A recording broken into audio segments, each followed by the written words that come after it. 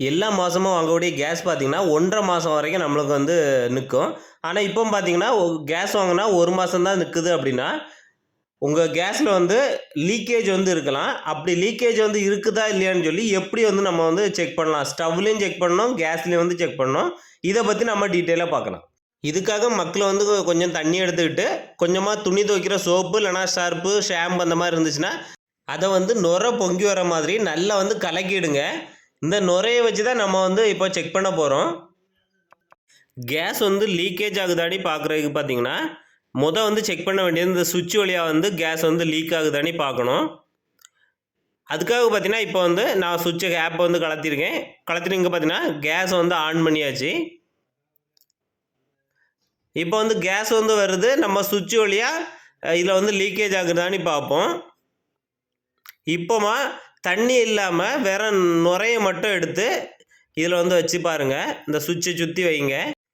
இந்த மாதிரி வச்சு பார்க்கும்போது பபுள்ஸ் வந்து வரும். அந்த மாதிரி பபுள்ஸ் வந்துச்சுன்னா இதில் வந்து கேஸ் வந்து லீக் ஆகுதுன்னு அர்த்தம். இதில் வந்து பார்த்திங்கன்னா பபுள்ஸ் வந்து வராதனால இதில் வந்து லீக்கேஜ் இது வரலன்னு அர்த்தம்.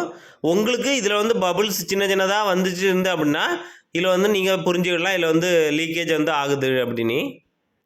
இந்த சுவிட்சில் வந்து லீக்கேஜ் வந்துச்சுன்னா எப்படி வந்து சரி பண்ணணும்னு சொல்லி வீடியோக்கு லாஸ்ட்டில் வந்து சொல்லியிருக்கேன். இப்போ நம்ம அடுத்த இடத்த வந்து செக் பண்ணிடலாம். இப்போ நம்ம அடுத்தது வந்து இந்த ரெகுலேட்டரை வந்து செக் பண்ணணும். மேக்ஸிமம் நிறைய பேருக்கு பார்த்திங்கன்னா அடிக்கடி ஆஃப் பண்ணி வைக்கிறதுனால ஆஃப் பண்ணி ஆன் பண்ணுறதுனால ரெகுலேட்டர் தான் ப்ராப்ளம் இதில் லீக்கேஜ் ஆகும். இந்த ரெகுலேட்டரை சுற்றி பார்த்திங்கன்னா இந்த மாதிரி வந்து நுரையை வந்து வச்சுருங்க.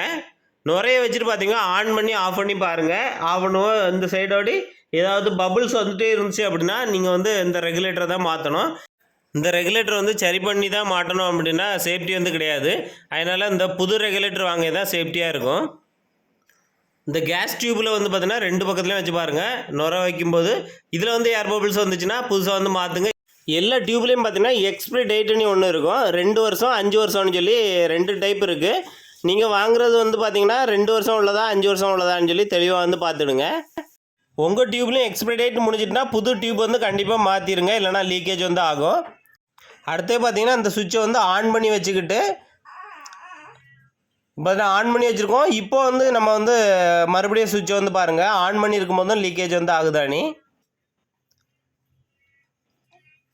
இந்த 2 ஆஃப் பண்ணி வச்சுட்டும் பார்க்கணும், ஆன் பண்ணி வச்சுட்டும் பார்த்தா தான் 2 டைப்பில் வந்து வருதா இல்லையான்னு தெரியும். இல்லை பார்த்தீங்கன்னா லீக் வந்து ஆகலை. உங்களுக்கு ஆகிடுச்சுன்னா இந்த சுவிட்சை கலத்தி உள்ளே வந்து சரி பண்ணணும். அடுத்தது நம்ம கேஸ் ஸ்டவோட உள்பகுதியில் இருக்கக்கூடிய ப்ரெஸ்ஸு வால்வை வந்து நம்ம வந்து செக் பண்ணணும். அதுலேயும் பார்த்திங்கன்னா இந்த மாதிரி சோப்பு நுரையை வந்து வச்சு பாருங்கள். இதில் லீக்காக வச்சு அப்படின்னா நம்ம வந்து அதை கலத்தி உள்ளே வந்து க்ரீஸ் வைக்கணும். அது எப்படி வந்து கலத்தி எப்படி வந்து க்ரீஸ் வைக்கலான்னு பாருங்கள். இந்த மாதிரி நாபு வந்து ரொம்ப டைட்டாக இருக்குது அப்படின்னாலும் அதுக்கும் க்ரீஸ் தான் வைக்கணும்.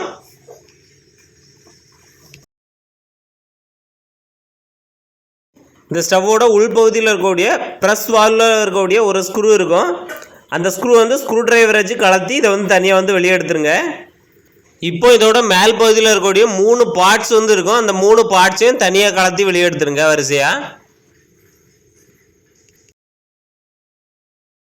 இப்போ நாம் எடுக்கக்கூடிய இந்த 3ஆவது பார்ட்ஸை தான் க்ரீஸ் வந்து போடணும். ஃபஸ்ட்டு வந்து பார்த்திங்கன்னா மண்ணெண்ணெய் வச்சு நல்லா வந்து க்ளீன் பண்ணிவிடுங்க. மண்ணெண்ணெய் இல்லை பெட்ரோல் டீசல் அந்த மாதிரிச்சுன்னா க்ளீன் பண்ணிக்கிட்டு அதுக்கப்புறமா பார்த்திங்கன்னா இந்த மாதிரி ஸ்டவ் க்ரீஸ்னு தனியாக வந்து கிடைக்கும். 15 ரூபா தான். இது என்ன க்ரீஸ் அப்படின்னா நம்ம கொஞ்சம் அடர்த்தியாக இருக்கும். இது வந்து நம்ம நார்மல் க்ரீஸ் தான். அதை வந்து பயன்படுத்திக்கிட்டு மெட்டல் வந்து கியர் பாக்ஸ்னு சொல்லுவாங்க, அதில் வந்து பயன்படுத்தினா இந்த மாதிரி அடர்த்தி அதிகமாக வரும். அந்த க்ரீஸும் பயன்படுத்தலாம். இல்லை அப்படின்னா ஸ்டவ் க்ரீஸ்னே தனியாக வந்து கிடைக்கும். இல்லைனா நம்ம நார்மல் க்ரீஸ் போட்டாலே போதும். இப்போ சைடில் உட்பகுதி அந்த மாதிரி வந்து போட்டுடுங்க. இதில் 2 ஹோல் இருக்கும். அந்த ஹோல் வழியாக தான் கேஸ் வந்து வராயினால அந்த ஹோலுக்குள்ளே வந்து போட்டுறாங்க. ஹோலை வந்து சுற்றி வந்து போட்டுக்கலாம்.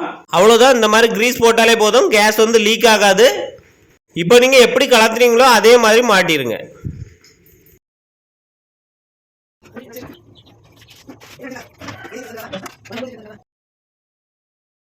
இப்போ இந்த நாபு பார்த்தீங்கன்னா ஸ்மூத்தாக வந்து சுற்றுது.